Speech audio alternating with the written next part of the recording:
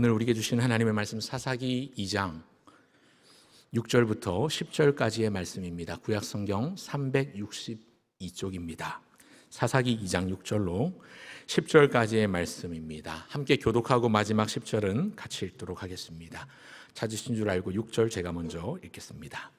전에 여호수아가 백성을 보내매 이스라엘 자손이 각기 그들의 기업으로 가서 땅을 차지하였고, 백성이 여호수아가 사는 날 동안과 여호수아 뒤에 생존한 장로들 곧 여호와께서 이스라엘을 위하여 행하신 모든 큰 일을 본 자들이 사는 날 동안에 여호와를 섬겼더라.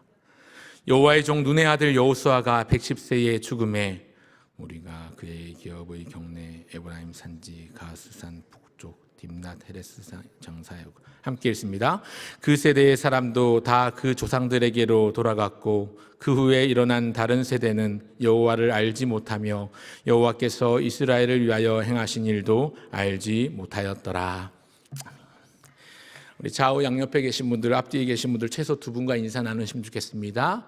귀한 걸음 참 귀하십니다. 그렇게 한번 인사하실까요? 귀한 걸음 참 귀하십니다.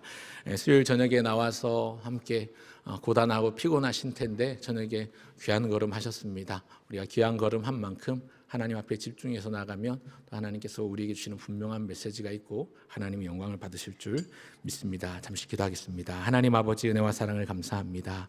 오늘 이 저녁에도 주의 전에 모여 함께 기도할 마음 얻게 하시고 주의 말씀을 들으며 주님께 영광 돌려드리게 하시니 감사합니다.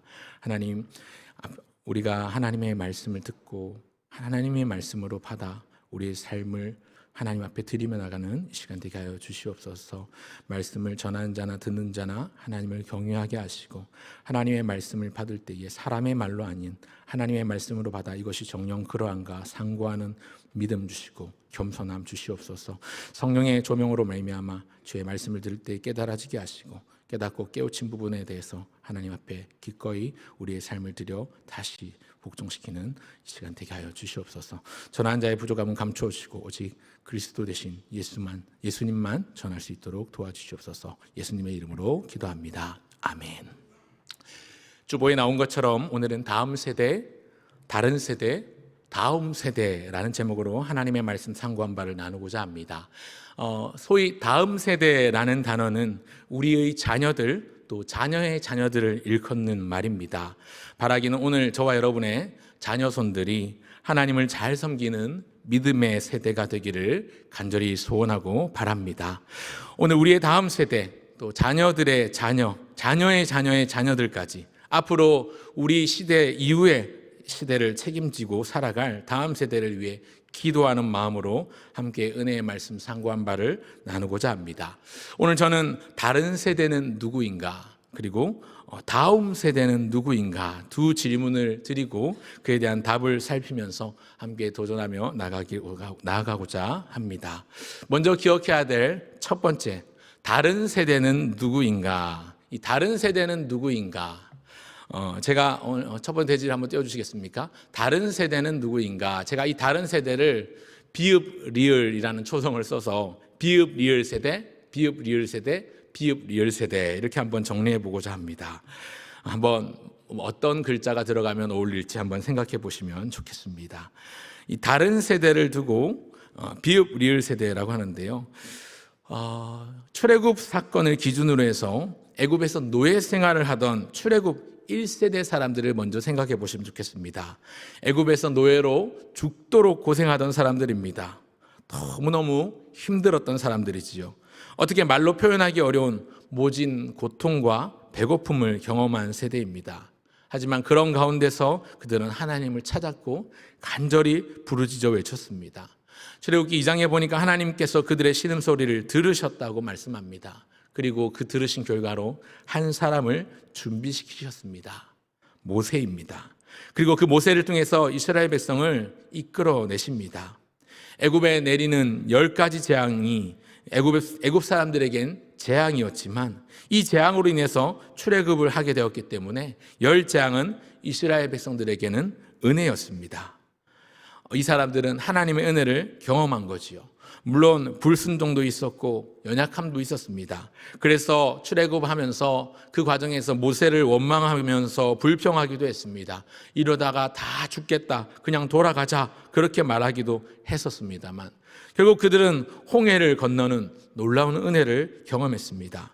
또 하나님께서 아침 저녁으로 내려주신 하늘의 양식 만나와 메추라기를 먹었고, 또 반석에서 터져나오는 솟아나는 생수를 마시기도 했습니다.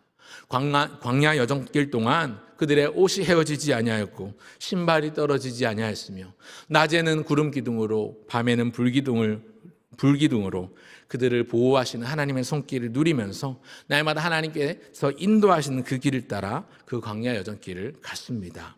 출애굽 1세대는 하나님을 분명하고 생생하게 체험했습니다. 그리고 하나님과 언약을 맺은 장본인의 세대였습니다. 그리고 이어지는 세대, 출애굽 2세대가 오늘 본문에 좀 나오는데요. 7절을 한번 보시겠습니다. 7절 같이 한번 읽어보겠습니다. 7절, 백성이 여호수아가 사는 날 동안과 여호수아 뒤에 생존한 장로들, 곧 여호와께서 이스라엘을 위하여 행하신 모든 큰 일을 본 자들이 사는 날 동안에 여호와를 섬겼더라. 여기 나오는 여호수아가 사는 날 동안과 여호수아 뒤에 생존한 장로들, 곧 여호와께서 이스라엘을 위하여 행하신 모든 큰 일을 본 자들은요, 출애굽 2세대입니다. 그러니까 애굽의 노예를 경험하지 않은 세대지요. 이 출애굽 1세대, 애굽의 노예를 경험했던 사람들의 자녀들입니다. 이 사람들의 특징은요, 광야에서 태어났다는 것입니다. 그래서 출애굽 2세대를 소위 일컬어 광야 세대라고 말하기도 합니다.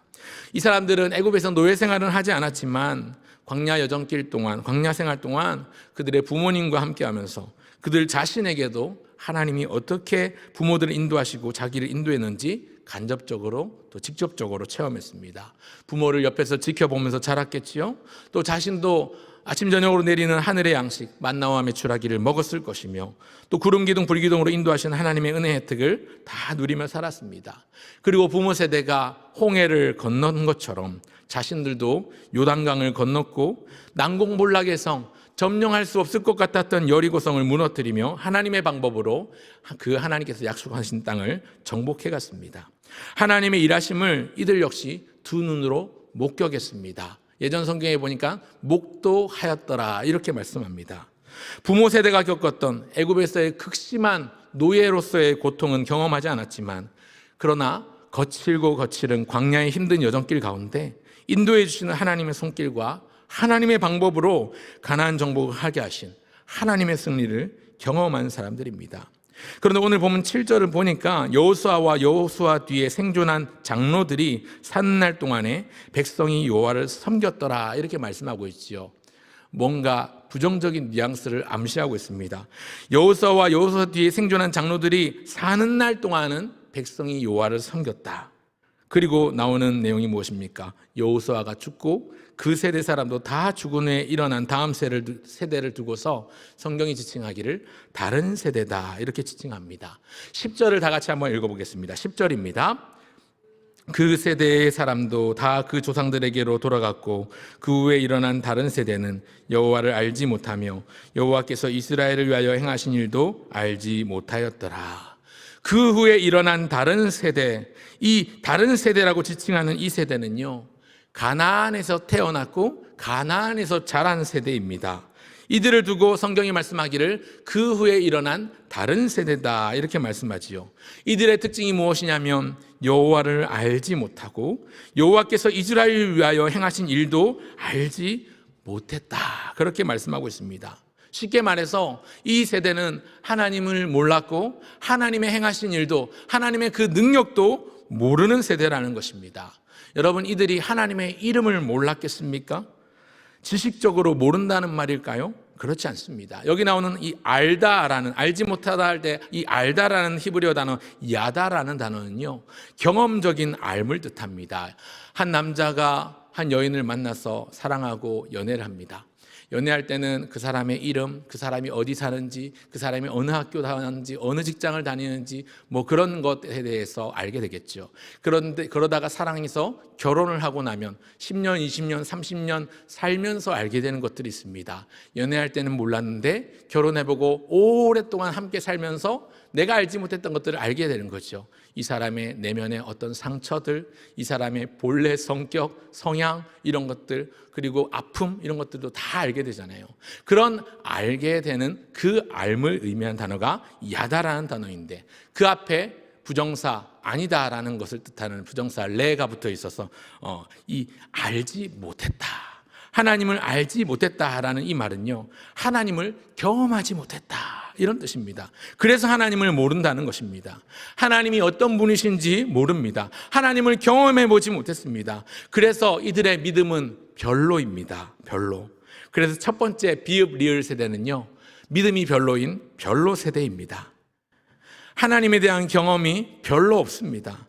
별로 세대입니다. 하나님에 대한 고백도 없고 체험도 없습니다. 라이프 스타일이 다릅니다. 영적인 상태를 진단하자면 이들의 상태는 낙제점, 불량한 상태입니다. 그래서 두 번째 비읍 리을 세대는 불량 세대입니다.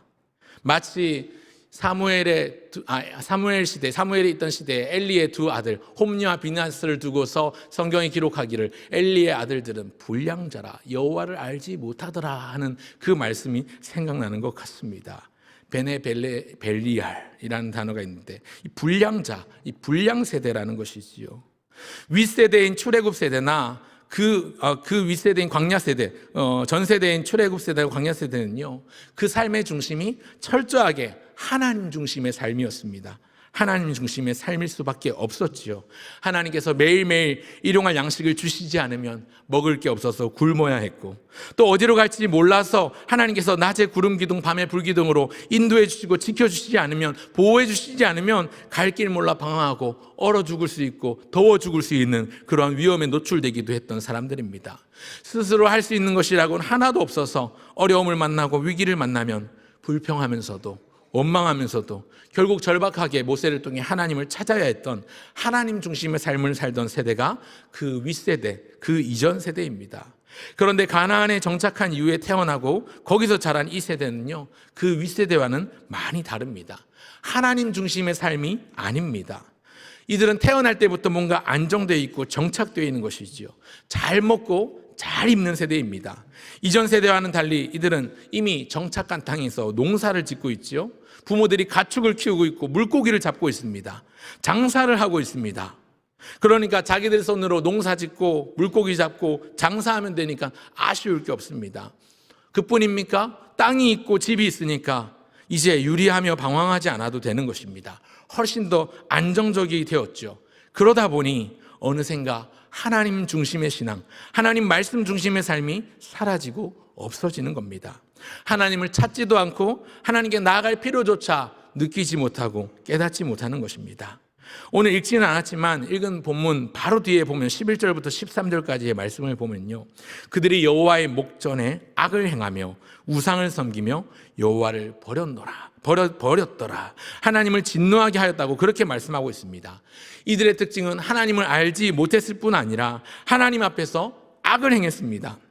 어떤 악을 행했냐면 하나님을 버렸습니다. 여러분, 성경에 하나님이 가장 미워하고 싫어하는 죄악이요, 우상 숭배입니다. 출애굽기 20장 1절부터 나오는 이 10계명의 내용을 아시죠? 10계명에 나오는 가운데 첫 번째, 두 번째, 세 번째 계명이 다 그와 관련된 것 아닙니까? 너는 나 이외에 다른 신을 내게 두지 말지니라. 너는 어떤 우상의 형상이라도 만들지 마라. 넌 나의 이름, 여호와 이름을 망령되이 일컫지 말라. 이것이 다 우상 숭배와 관련된 규정들인데, 이 가나안 세대는요, 이런 악들을 다 행했다는 것입니다.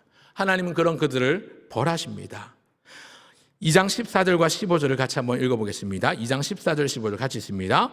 여호와께서 이스라엘에게 진노하사 노략하는 자의 손에 넘겨주사 그들이 노략을 당하게 하시며 또 주위에 있는 모든 제독의 손에 팔아 넘기심에 그들이 다시는 대적을 당하지 못하였으며 그들이 어디로 가든지 여호와의 손이 그들에게 재앙을 내리시니 곧 여호와께서 말씀하신 것과 같고 여호와께서 그들에게 맹세하신 것과 같아서 그들의 괴로움이 심하였더라.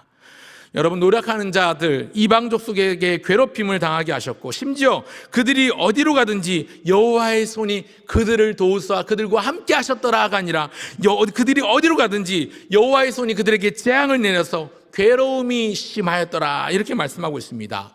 이 세대의 특징, 하나님을 버린 세대의 특징입니다. 하나님을 버린 세대의 특징, 그래서 하나님도 그들을 버린 세대가 되는 것이지요. 그래서 여러분, 세 번째 비읍 리을 세대는요, 하나님을 버린, 그래서 하나님이 버린 세대입니다. 세 가지 말씀드렸는데요. 믿음이 별로인 별로 세대, 영적인 상태가 엉망인 불량 세대, 하나님을 버린 세대, 그래서 하나님이 버린 세대가 그 시대에 일어난 다른 세대의 특징입니다. 바라기는 오늘 우리의 자녀들, 또 우리의 자녀의 자녀들이 그렇게 하나님을 버리고 하나님이 버리는 세대가 되지 않기를 바랍니다. 여러분, 우리 하나님은요, 자녀들의 순종에는 상을 주시고 자녀들의 불순종에는 징계하시는 아버지, 자녀들의 불순종에는 벌을 내리시는 하나님이십니다. 여러분, 꼭 이 사실을 기억하시고 마음에 담으시면 좋겠습니다. 그렇다면 그 반대로 이제 그 반대에 서 있는 다음 세대에 대해서 함께 살펴보고자 합니다. 다음 세대는 누구인가? 다음 세대는 누구인가? 이번엔 두 가지로 비읍 리을 세대, 비읍 리을 세대로 또 규정 짓고자 합니다. 여러분, 다음 세대라는 말은 제가 붙여본 단어입니다. 여러분, 성경 속 하나님의 백성이 하나님의 택함을 받고 하나님 말씀을 따르고 순종하며 살 때 그들은 하나님 나라의 백성다운 삶을 사는 것이지요. 그래서 하나님 중심의 삶을 갖춘 세대, 하나님의 백성다운 삶을 살기 때문에 다음 세대라고 할 수 있을 것입니다. 예수님을 구주로 인정할 뿐만 아니라 왕이신, 선지자이신, 제사장이신 그 예수님이 나의 그리스도, 나의 구주임을, 나의 구원자임을 믿고 영접해서 그의 부르심을 통해서 십자가의 복음을 전하는 사람, 그리고 십자가의 복음을 전하면서 그리스도이신 예수님을 닮은 사람을 우리는 그리스도인이라고 불렀습니다. 이 그리스도인은요, 그리스도와 같은, 그리스도를 닮은 이런 의미가 있습니다. 오늘 우리가 살아가는 이 시대에 몸만 교회에 왔다 갔다 하는 어떤 종교인이 아니라, 어떤 행위만 열심 내고 있는 행위신자가 아니라, 여러분, 참된 그리스도인으로서의 자아상을 회복해야 되겠습니다. 한 20수년 전에 중고등부 시절에 SFC 활동할 때 한참 했던 운동 중에 하나가 다음 운동이라는 게 있었습니다. 학생 다움, 그리스도인 다움, 이래가지고 이걸 학교에서 외치면서 다음 운동을 펼쳤던 기억이 있습니다. 제가 그래서 오늘 다음 세대라고 이름을 붙여보았는데요. 여러분, 우리 모두는 성도라는 이름을 가지고 있지요. 성도다움, 그리스도인 다움을 회복하면 좋겠습니다. 여러분, 그리스도인으로 불리는 세대는요, 주님이 부르신 세대입니다. 다음 세대가 어떤 세대인가? 오늘 로마서 12장이 그 답을 제시해주고 있습니다. 로마서 12장 2절 말씀을 다 같이 한번 읽어볼까요? 같이 읽습니다. 너희는 이 세대를 본받지 말고 오직 마음을 새롭게 함으로 변화를 받아 하나님의 선하시고 기뻐하시고 온전하신 뜻이 무엇인지 분별하도록 하라. 먼저 이 세대를 본받지 말라 말씀하십니다. 이 세대, 다른 세대지요. 하나님을 모르는 세대, 하나님을 알려고도 하지 않는 세대, 하나님을 찾지도 않고 하나님께 나아가지도 않는 이 세대, 이 세상 풍조를 따르는 이 세대를 본받지 않는 세대가 하나님이 말씀하시는 다음 세대입니다. 그러면 어떻게 해야 됩니까? 그들과 반대의 길을 걸어가라는 것이지요. 그 반대의 길이 무엇이냐면 마음을 새롭게 함으로 변화를 받아서 하나님의 선하신 뜻, 하나님의 기뻐하시는 뜻, 하나님의 온전하신 뜻을 분별하는 분별력을 갖춘, 하나님의 말씀을 항상 붙드는 그런 삶을 살아가는 세대가 믿음이 바른 세대입니다. 그래서 여러분, 세 번째 비읍 리을 세대는요, 이 네 번째 비읍 리을 세대는요, 바른 세대입니다. 바른 세대, 믿음의 바른 세대. 한번 따라 하실까요? 믿음의 바른 세대. 여러분, 믿음의 바른 세대가 어떤 세대인가? 바로 앞절 로마서 12장 1절은 이렇게 말씀합니다. 1절 같이 한번 읽어보겠습니다. 로마서 12장 1절입니다. 그러므로 형제들아, 내가 하나님의 모든 자비하심으로 너희를 권하노니 너희 몸을 하나님이 기뻐하시는 거룩한 산 제물로 드리라. 이는 너희가 드릴 영적 예배니라. 여러분, 로마서 12장 1절은 그러므로라고 시작을 하고 있죠. 바로 앞장 내용, 11장 내용과 연결되는 접속사입니다. 로마서 11장까지는요, 우리가 주일마다 지금 로마서 말씀을 통해서 복음에 대해서 우리가 말씀을 듣고 있지 않습니까? 로마서 11장까지는요, 복음의 정수, 복음의 핵심, 우리가 어떻게 구원을 받았는지, 그리스도께서 어떤 은혜를 우리에게 베푸셨는지, 그리고 이제 그 은혜를 우리가 얻은 자답게 어떻게 살아야 할지 이전까지의 내용을 다 11장까지 담고 있고요. 12장에 들어오면 이제 그러므로라고 외치고 있는데, 우리의 신분이 이러이러했고 구원을 받았고 그리스도께서 우리를 위하여 어떤 일을 행하셨는지 장하게 설명하다가 이제 12장에 들어오고 나면 이제 이 복음의 혜택을 누린 하나님의 백성들, 그리스도인들이 어떻게 살아야 할지, 삶의 매뉴얼이랄까요? 인생 사용 설명서라고 할까요? 우리가 살아야 될 생활 지침을 당부하는 내용들이 12장부터 나옵니다. 그리고 그 첫 시작, 그 첫 테이프를 떼는 내용이 너희 몸을 하나님이 기뻐하시는 거룩한 산 제물로 드려라. 이것이 너희가 드릴 영적 예배니라. 이렇게 말씀합니다. 여기 나오는 몸을 산 제물로 드리라는 것은요, 이 육신, 이 고깃덩어리, 이 육신 몸덩어리를 불로 태워서 바치라는 말 정도가 아닙니다. 원래 이 육신, 육체를 뜻하는 단어, 살크스라는 단어, 이 헬라어 단어 살코마인을 쓰지 않고 존재 자체를 뜻하는 소마라는 헬라어 단어가 쓰였는데요. 이게 쉽게 설명해서 무슨 말씀이냐면, 여기 몸을 드리라는 말은 body, 이 몸을 바치라는 말이 아니라 우리의 life, 우리의 삶을 드리라는 말입니다. 우리의 삶을 통해서 예배라는 것입니다. 여러분, 교회가 정한 공예배 시간만 아니라 평소 일상 가운데서도 예배자로서 살아내야 할 삶이 있습니다. 그 예배자들이 모인 곳이 교회지요. 교회를 뜻하는 헬라어 단어는 에클레시아인데요. 이 에클레시아의 단어를 직역하면 밖으로 불러내다, 바깥으로 부르다, 이런 뜻입니다. 온전한 예배자의 삶을 살아가는 것이 하나님의 뜻이고 오늘 우리가 드릴 거룩한 영적 예배입니다. 그렇기 때문에 그 다음에 나오는 비읍 리을 세대는요, 예배하기 위하여 부름받은 세대, 부른 세대입니다. 부른 세대. 우리는 하나님의 부르심을 받았습니다. 어떻게 부르심을 받았습니까? 예배하기 위하여 부르심을 받았습니다. 하나님을 영화롭게 하고 그분을 영원토록 즐거워하게 하여 부름받은 세대가 부름 세대, 하나님의 부른 세대입니다. 그래서 마지막 비읍 리을은 부른 세대, 하나님이 원하시고 기뻐하시는 하나님의 바란 세대입니다. 하나님이 바라시는 바라는 세대, 영적 예배자로 부르시는 부른 세대가 오늘 우리가 기억해야 될 다음 세대의 특징입니다. 하나님을 예배하는 예배자가 추구해야 될 것은 나의 행복, 나의 성공이 아닙니다. 내가 은혜 받으려고 예배하는 것, 출발이 잘못되었습니다. 내가 은혜 받으려고 예배 가는 게 아니라 하나님의 영광을 추구하고 하나님의 얼굴을 사모하며 하나님의 거룩함이 나에게 덧입혀지기를 소원하는 것, 하나님 앞에 이미 얻은 은혜를 감사하며 그 감사에 대한 마음으로 주님 앞에 합당한 찬송을 올려드리는 것이 예배자의 모습입니다. 여러분, 그런 의미에서 교회에 은혜 받으러 오지 마십시오. 베푸신 은혜, 이미 베푸신 은혜에 감사하며 주님께만 영광을 돌리기 위해 예배를 드리러 오시길 바랍니다. 예배를 구경하러, 예배를 보러 오지 마시고 예배를 드리러 나오시는 저와 여러분 되시기를, 그래서 우리 모두가 바른 예배자로 부름받은 거룩한 삶의 예배자가 되시기를 주의 이름으로 축원합니다. 그래서 마지막 세 번째 도전합니다. 다른 세대가 아닌 바른 세대를 위하여 우리가 해야 될 일이 있습니다. 여러분, 다른 세대의 특징이 세 가지 말씀드렸죠. 믿음이 별로인 별로 세대다, 영적인 상태가 불량한 불량 세대다, 하나님을 버린, 그래서 하나님도 그들을 버린 세대라고 했는데, 여러분, 이들은 가나안에서 태어났고 가나안에서 자랐습니다. 안정된 삶을 바탕으로 큰 어려움 없이 태어났지요. 그런데 이 모습이 사실 오늘을 살아가는 오늘 이 시대의 교회학교 자녀들의 모습과 참 많이 닮아 있습니다. 어릴 때부터 교회 다녔고 또 엄마 아빠가 태어나 보니까 교회 다니고 있으니까 모태신앙이죠. 이런 상황에서 큰 어려움 없이 교회를 왔다 갔다 합니다. 뭐 이 친구들이, 이 아이들이 끼니를 거르겠습니까? 뭐 생계를 걱정하겠습니까? 그런 거 필요 없습니다. 그런 거 해본 적이 없는 것이죠. 여러분, 그러다 보니까 다복하게 살다 보니까 하나님 중심이 아니라 지극히 자기 중심입니다. 하나님보다 교회 오는 것보다 좋은 게 너무나도 많은 거예요. 예배보다 학교, 학원, 독서실 가고 가야 하는 게 더 소중하고요.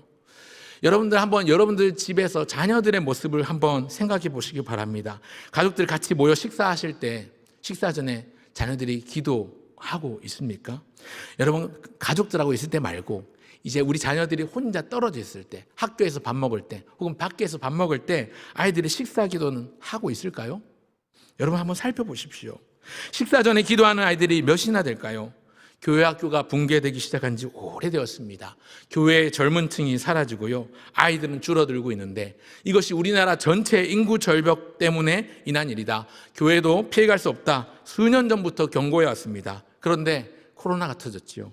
이 코로나 사태 이후엔 더 심각해졌습니다. 수많은 교회가 문을 닫았습니다. 교회 학교가 사라졌습니다. 또 교회에서 하던 수련회나 성경학교는 안 하거나 축소해서 진행하는 경우들이 많아졌습니다. 부모님들이 내 아이의 성적 관리는 예민하면서도, 내 아이의 진로에는 굉장히 많은 관심을 가지면서도 내 아이의 영적 상태에는 별 관심이 없습니다. 여러분, 우리 사랑하는 자녀들이 교회에서 보내는 시간이 1년에 얼마나 되는 줄 아십니까? 일주일에 얼마나 되는지 아십니까? 일주일에 한 번, 주일날 교회에서 보내는 시간은 예배드리는 두어 시간이 전부입니다. 나머지 일주일 시간 동안 세상에서 치열하게 살아가면서 아이들이 유혹과 싸우며 경쟁하며 시험과 맞닥뜨리는 시간은 약 120시간 정도이지요. 일주일에 그렇습니다. 한 아이가 1년 중 교회에서 보내는 시간은 주일마다 3시간 정도씩 있는다 치더라도 1년에 160시간 정도입니다. 그러면 나머지 교회 밖에서 보내는 시간은 몇 시간 정도 될 것 같습니까? 계산해 보니까 교회에서 보내는 이 160시간을 뺀 나머지 시간 8,576시간, 8,576시간을 교회 밖에서 보내고 있습니다. 이런 우리 아이들이 믿음을 지키며 살아간다는 것이 참 대단한 거죠. 여러분, 우리는 답을 모르지 않습니다. 답을 알고 있고요, 알면서 모른 척하고 있습니다. 지금 우리 세대 이후에 오는 다음 세대, 오고 오는 모든 세대, 우리의 자녀손들이 그들의 믿음이 우리보다 더 견고해지고 굳건해지길 바란다면 우리에게 오늘 맡겨진 책임과 사명을 다해야 합니다. 오늘 저와 여러분은 우리 다음에 올 세대가 주님을 모르는 다른 세대가 아니라 주님을 잘 섬기는 바른 세대가 되도록 가르치고 지도해야 될 사명이 있습니다. 바른 세대, 주님이 부르시는 부른 세대, 주님이 원하고 바라는 바란 세대로 세워가야 하는 것이지요. 그러려면 어떻게 해야 될까요? 여기 지금 주일학교, 교회학교 교사 선생님들 계시지요. 또 교사 선생님들뿐만 아니라 여러분 자녀들을 키우시고 계시는 부모님들 계시지요. 여러분, 그 아이들을 위해서, 내 자녀만 아니라 우리 교회학교 자녀들을 위해서 얼마나 기도하십니까? 얼마나 그 아이들을 애틋한 마음으로 눈물로 엎드려 보셨습니까? 눈물의 기도를 회복해야 됩니다. 뿐만이 아닙니다. 그 아이들을 생각할 때마다 세상에서 얼마나 힘들까, 얼마나 믿음을 지켜내는 게 힘들까라고 예상하면서 그 아이들을 하나님 지켜주시도록 우리가 간절한 마음으로 부르짖고 기도할 뿐만 아니라 그 아이들이 하나님을 알도록, 또 하나님이 어떤 일을 행하셨는지 알도록 복음을 전하고 가르치는 일도 반드시 해야 합니다. 부지런히 해야 합니다. 손 놓으면 안 됩니다. 이 일을요, 교회학교 교사나 교회 교육자들에게만 맡기면 끝입니까? 아닙니다. 일주일 168시간 중에 딱 2시간 앉아있는 교회에서 얼마나 신앙이 자라고 얼마나 믿음의 진보가 있고 얼마나 그들이 영적으로 훈련을 받겠습니까? 오늘 저와 여러분이 행위신자가 아니라 은혜신자로서 천국 백성의 감격과 하나님 나라의 소망을 품는다 하여도 그것을 우리 사랑하는 자녀들에게, 우리 다음 세대에게 전하고 가르치지 않으면 어쩌면 그것도 우리 세대에 끝나버릴지 모릅니다. 누구도 내 자녀가 구원받을 것이라고 담보하거나 보장할 수 없습니다. 어떻게 해야 될까요? 신명기 6장은 이렇게 말씀합니다. 신명기 6장 1절 2절 제가 읽겠습니다. 이는 곧 너희의 하나님 여호와께서 너희에게 가르치라고 명하신 명령과 규례와 법도라. 너희가 건너가서 차지할 땅에서 행할 것이니 곧 너와 내 아들과 내 손자들이 평생에 내 하나님 여호와를 경외하며 내가 너희에게 명한 그 모든 규례와 명령을 지키게 하기 위한 것이며 또 내 나를 장구하게 하기 위한 것이라. 여러분, 신명기서는요, 이 출애굽 세대와 광야 세대에게 주신 하나님의 명령입니다. 자손들에게 특별히 하나님을 평생 경외하며 사랑하도록 가르칠 의무와 책임을 주셨습니다. 오늘 이 말씀은 우리에게 주시는 명령으로, 우리에게 주시는 하나님의 말씀으로 받으면 좋겠습니다. 여러분, 예수님도요, 이것이 온 율법과 선지자의 강령이라고 말씀하셨지요.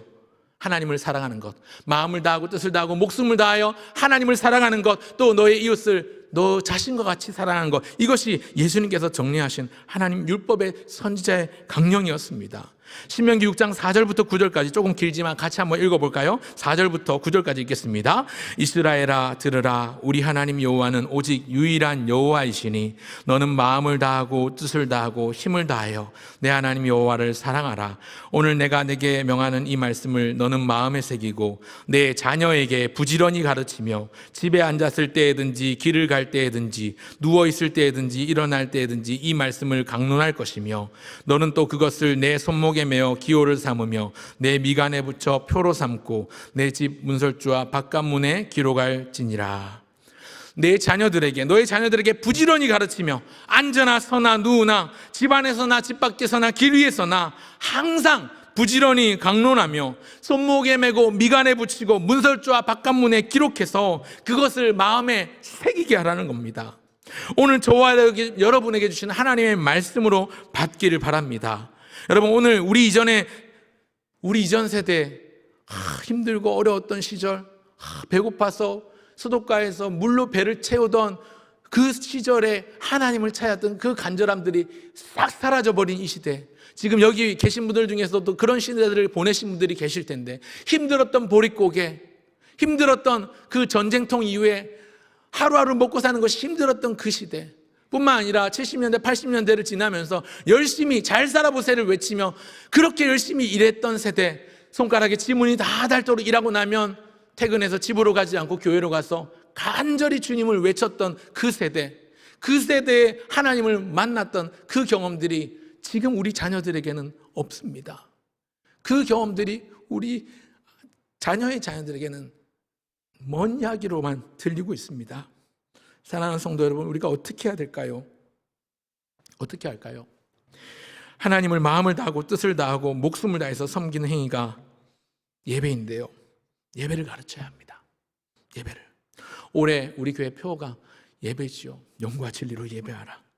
여러분, 우리 자녀들, 우리 아이들에게 예배를 가르쳐야 되는데요, 그러나 그에 앞서서 먼저 여러분 자신이 바른 예배자, 온전한 예배자, 좋은 예배자가 되시길 바랍니다.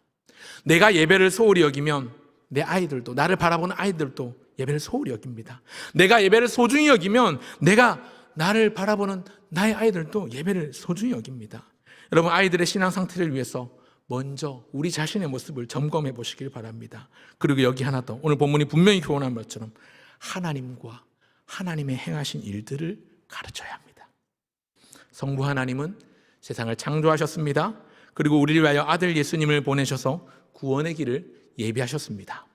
성자 예수님은 나의 죄를 속하시려 친히 저주 아래, 저주받은 그 나무의 십자가 아래 달리사 살 찢으시고 물과 피를 쏟으셨습니다.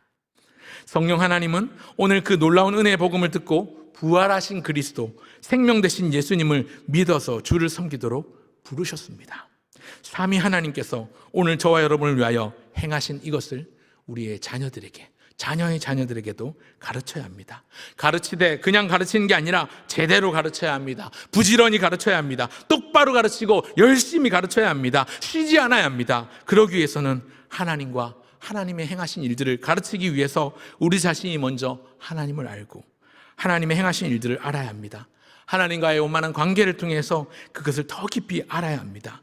우리가 먼저 그리스도인다운 다음 세대가 되어야 합니다. 우리가 먼저 성도다운 다음 세대가 되어야 하는 것이죠. 그래서 우리의 자녀들과 자녀의 자녀들인 다음 세대에도 하나님 나라의 백성다움, 그리스도인다움, 성도다움을 가르치며 본을 보이는 삶을 살아야 할 줄 믿습니다. 여러분, 1월달이 다 지나갔습니다. 2월달 내일이면 이제 여는 기도회가 있는데, 여는 기도회 나오셔서 여러분 자녀들을 위해서, 우리 사랑하는 교회학교 자녀들을 위해서도 기도해 주길 바랍니다. 2월달에 유년 1, 2부, 초등 1, 2부 겨울 성경학교가 예정되어 있고요, 중등부와 고등부 연합 겨울 수련회가 예정되어 있고요, 또 청년 1청년회와 2청년회가 연합 수련회를 준비 중에 있습니다. 여러분, 우리 교회학교 자녀들을 위해서 기도해 주길 바랍니다. 그 자녀들을 한 사람 한 사람 품고 눈물을 흘려 주십시오. 억지로 마른 수건 쥐어짜듯이 눈물을 흘리는 게 아니라 그 아이들의 상황을 상황을 알고 그 아이들의 마음을 알고 그 아이들의 상처를 감싸주어서 나도 모르게 눈물이 나와서 간절히 기도하게 되는 그런 부모님, 그런 이전 세대가 되어주길 바랍니다. 말씀을 맺겠습니다. 오늘도 우리에게 주시는 말씀을 마음으로 받고 기도의 제목으로 바꾸어 하나님의 은혜의 보좌 앞으로 담대히 그러나 겸손히 엎드리는 저와 여러분 모두가 되시기를 바랍니다. 그래서 하나님이 응답하시는 하나님의 때에 하나님의 방법으로 하나님께서 우리의 다음 세대들을 책임져 주시는 은혜가 오늘 저와 여러분 모두에게 있기를 주의 이름으로 축원합니다. 기도하겠습니다.